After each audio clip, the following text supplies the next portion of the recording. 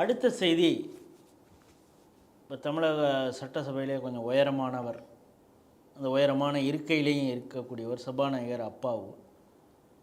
அவர் ஆளு தான் உயரம், அவர்கிட்ட வாயிலேருந்து வர்றதெல்லாம் நிறையா சின்னத்தனமான வார்த்தைகள் வருது அப்படிங்கிறத பலரும் சொல்கிறத கேட்குறோம். என்னென்னா, இப்போ புதுசாக ஒன்று கண்டுபிடிச்சிருக்காரு. என்னென்னா, பிஎம் ஸ்ரீ அந்த திட்டம் மட்டும் அமல்படுத்தியிருந்தால் என்ன ஆயிருக்குன்னு தெரியுமா? அவங்க தமிழை நிறுத்திடுவாங்க சொல்லிக் கொடுக்குறதையே. ஆங்கிலம், கண்டிப்பாக சமஸ்கிருதம், இந்தி இதை மட்டும்தான் சொல்லிக் கொடுக்கணும் அப்படிங்கிறத இது பண்ணியிருப்பாங்க. இதை தமிழக முதல்வர் ஏற்றுக்கல. அதனால தான் நம்ம அதுக்கான நிதி கிடைக்கலன்னா கூட பரவாயில்ல அப்படின்னு நம்ம இந்த நிலைப்பாடை எடுத்திருக்கிறோம். இந்த தமிழையும் இது பண்ணுறதுக்காக தான் இந்த மத்திய அரசு செயல்படுது அப்படின்னு அவர் சொல்லியிருக்காரு. இந்த செய்தி எப்படி பார்க்குறீங்க? ஒரு தனி மனிதன் ஊதாரித்தனமாக இருந்தாலே அந்த குடும்பம் உருப்படாது. அந்த ஒரு குடும்பத்தில் இருக்கக்கூடியவங்களாமே ஊதாரித்தனமாக இருந்தால் அந்த மொத்த வம்சத்துக்கே ஒரு அவமானமும் பிரச்சனைகளும் தான் ஏற்படும். இது ஒரு தனி மனிதனில் ஆரம்பித்து ஒரு குடும்பம், ஒரு வம்சத்துக்கே இது எப்படி பாதிக்குதுங்கிறத பார்க்குறோம். இது அரசாங்கத்துக்கு பொருந்துமா பொருந்தாதா? கண்டிப்பாக பொருந்தும்.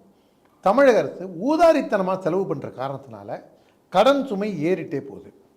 இவங்க என்ன பண்ணாங்க, நரித்தனமாக ஒரு வேலை செய்யலான்னு நினச்சாங்க. நிர்மலா சீதாராமன் அவர்களை மனம் திறந்து முதல் முறையாக நேற்று சபாஷ் சூப்பர் அப்படின்னு நான் பாராட்டி தீர்த்தேன். நேற்றுக்கு சாதாரணமாக ஜென்ரலாக ஒரு I used to adore her, I used to appreciate her. நேற்று தான் உள்ளம் திறந்து நான் நேற்றுக்கு அவங்கள பாராட்டினதுக்கு காரணம், பாராளுமன்றத்தில் நான் சொல்கிறத நீ கேட்டு தான் ஆகணும், you must listen to me mister Siva, அங்கே என்ன பேச்சு, குறுக்க பேசாத, நான் சொல்கிறத கேளு அப்படின்னு வகுப்படுத்தாங்க அந்த அம்மா. அவங்கள்ட்ட போய் இந்த நரித்தனத்தை காமிக்கலான்னு நினச்சேன். ஏன் பிஎம் ஸ்ரீக்கும் நரித்தனத்துக்கும் என்ன சம்மந்தம் அப்படின்னு யாராவது நோக்கர்கள் கேட்கலாம். நயவஞ்சகத்தனமாக இதில் கையெழுத்து போட்டுருவோம், பணத்தை வாங்கிடுவோம், பணத்தை வாங்கி இதெல்லாம் டைவெர்ட் பண்ணிவிடுவோம், நம்ம கலைஞருக்கு பேனா வைப்போம், ஊருக்கு ஊர் சிலை வைப்போம், இங்கே எல்லா இடங்கள்லையும் போய் அதாவது பட்டியல் சமூகத்திற்கு ஒதுக்கப்பட்ட நிதியை கலர் டிவிக்கு இப்போ இந்த காம்ப்ளேங்கிறவர் இல்லை இவங்க பட்டியல் சமூகத்துக்கு ஒதுக்கின நிதியை தான் டிவி வாங்கிட்டாங்கன்னு அவர் எனக்கு விரோதமாக செயல்படுகிறார், இதை பற்றி நான் சோனியா காந்திகிட்ட கம்ப்ளைண்ட் பண்ணுவேன் அப்படின்னு அன்று முதல்வராக இருந்த கருணாநிதி சொன்னார். நல்லா கவனிங்க, மன்மோகன் சிங்கிட்ட சொல்ல, அவர் ரிமோட் கண்ட்ரோல் யாரோ அவங்கள்ட்ட, அவர் பிரதமர்கிட்ட சொல்லுவேன்லாம் சொல்ல. அதாவது அந்த பின்னாடி இருந்து யார் ஆப்ரேட் பண்ணுறாங்களோ, அந்நிய சக்தியாக யார் இருக்காங்களோ அவங்கள்ட்ட நான் சொல்லுவேன் அப்படின்னு சொன்னதையும் பார்த்த ஊர் தான் நம்ம ஊர்.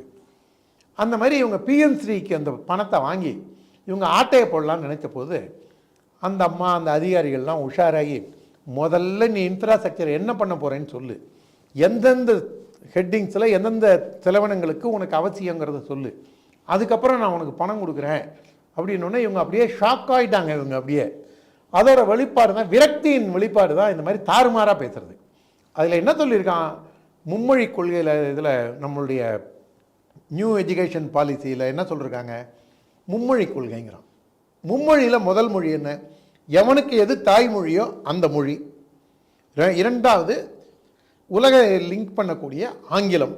மூன்றாவது உனக்கு என்ன மொழி தேவையோ விருப்ப பாடத்தை நீ எடுத்துக்க அப்படிங்கிறதான். இங்கே தமிழ்நாட்டில் படிக்கிறவங்க எல்லாருக்குமே தாய்மொழி தமிழ். அதில் நம்மளுடைய புதிய எஜுகேஷன் பாலிசியில் வேறு என்ன சொல்கிறாங்க, 8ஆம் வகுப்பு வரைக்கும் கண்டிப்பாக தாய்மொழியில் படிச்சே தீரணும் அப்படின்னு மோடியின் தலைமையிலான பாஜக அரசு, மத்திய அரசு இவங்களெல்லாம் வலியுறுத்துது. ஆனால் இவனுங்கெல்லாம் என்ன பண்ணுறானுங்க, அந்த 8ஆம் வகுப்பு வரைக்கும் கட்டாய தமிழ்ங்கிறத விட்டுட்டு ஆங்கில வழி போதனைகளில் மட்டும் கவனம் செலுத்தி, இதில் இன்னொரு பிரச்சனையும் இருக்குது. ஏன்னா அவங்க நடத்துகிற ஸ்கூல்லாம் சிபிஎஸ்சி ஸ்கூல் தானே.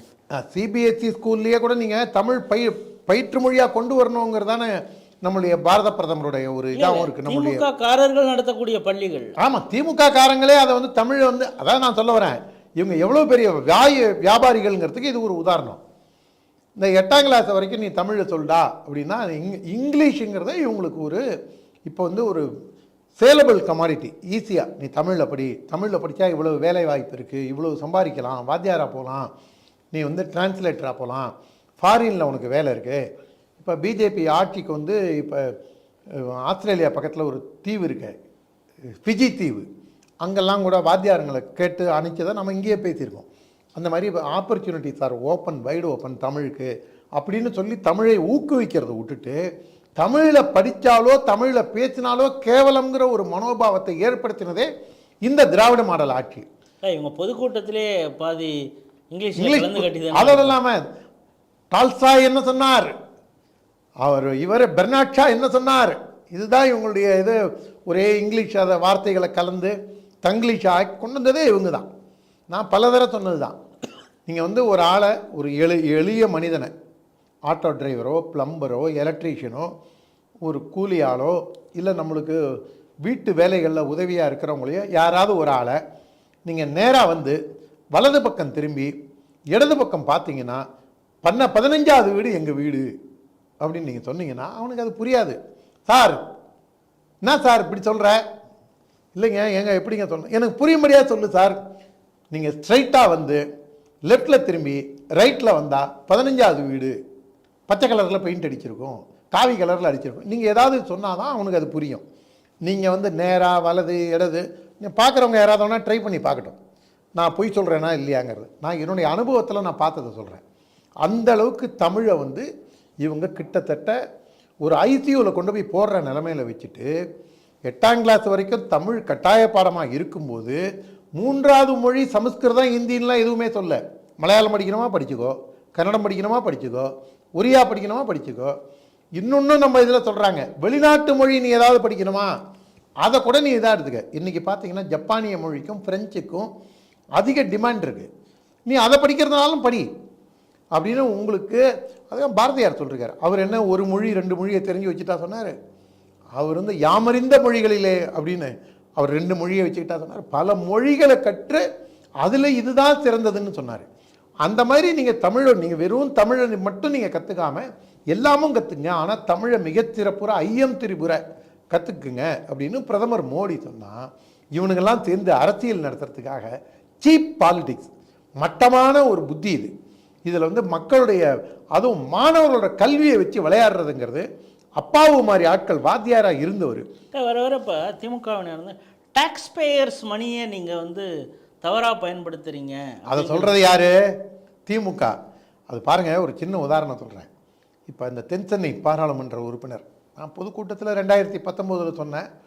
அது வந்து அவங்க சாயங்காலம் 4 மணிக்கு பிரச்சாரத்துக்கு வரணும், காலையில் 7 மணிக்கு எழுந்துச்சி குளித்து மேக்கப் போட்டு 4 மணிக்கு பிரச்சாரத்துக்கு வருவாங்க. இப்போ பார்லிமெண்ட்டுக்கும் கருக்கல்லையே எழுந்திருவாங்கன்னு நினைக்கிறேன்.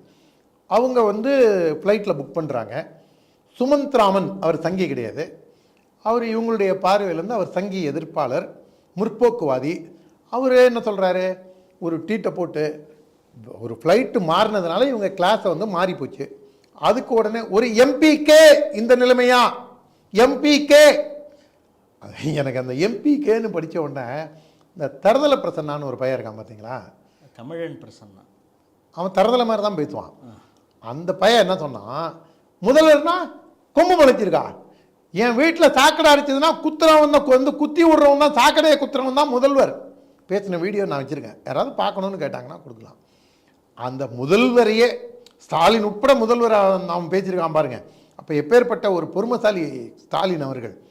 அவங்க அப்பா கருணாநிதியும் சேர்த்து தான் இந்த மாதிரி டீக்ரேட் பண்ணியிருக்கான்னு நினைக்கிறேன். இல்லை எனக்கு வேண்டாம் சொன்னால் நம்மளை உள்ளே வச்சுருவாங்க. இல்லை பரவாயில்ல, நீங்கள் இல்லை முதல்வரையே வந்து சாக்கடைக்கு வந்து நோண்டி அது சரி பண்ணுறவர் அப்படின்னா இப்போ துணை முதல்வர் என்ன சொல்ல, அவருக்கு அப்ரண்டிஷிப்பாக வரவரா இல்லை அவருக்கு அது தரதலை பிரச்சனை எங்கேயாவது ஒரு பேட்டியில் யாரையாவது விட்டு கேட்க சொல்லுவோம்.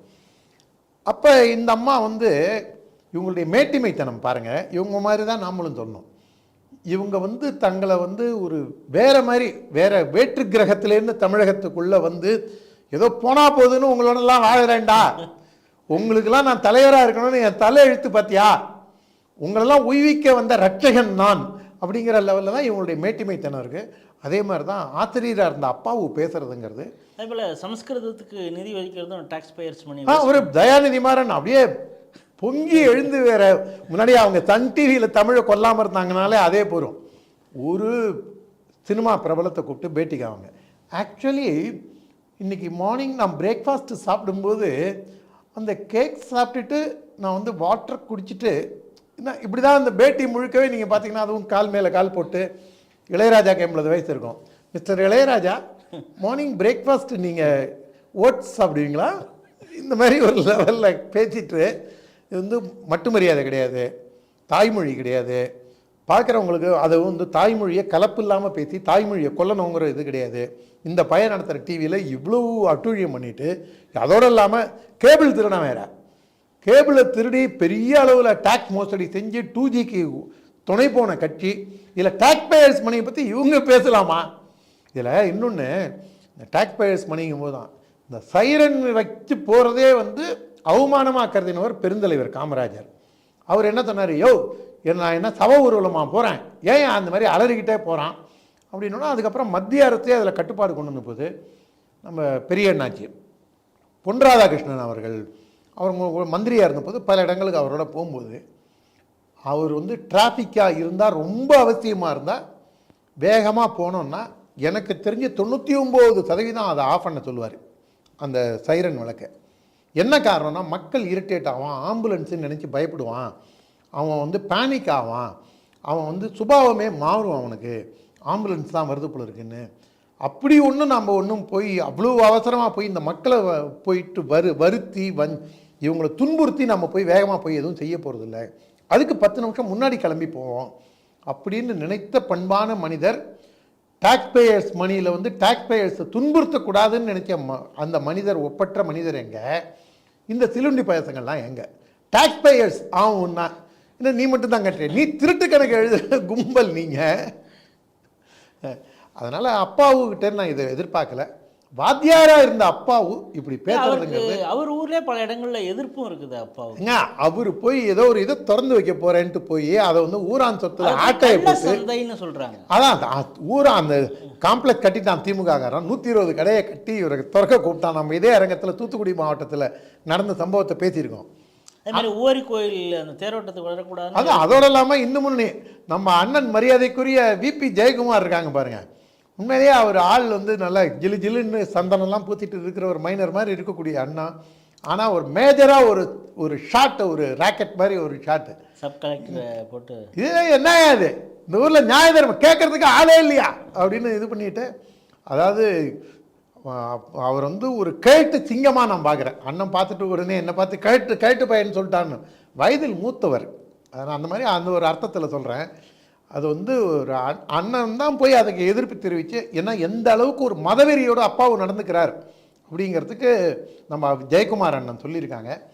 இந்த மாதிரிலாம் தகுதிருத்தம் செய்யக்கூடிய அப்பாவு அவர்கள் மேல் விசாரத்துக்கு போய் அந்த பஞ்சாயத்து போர்டு ஆஃபீஸில் தமிழ் இருக்காங்கிறத உறுதி செய்ய முடியாது நம்ம கேட்டுக்கிறோம்.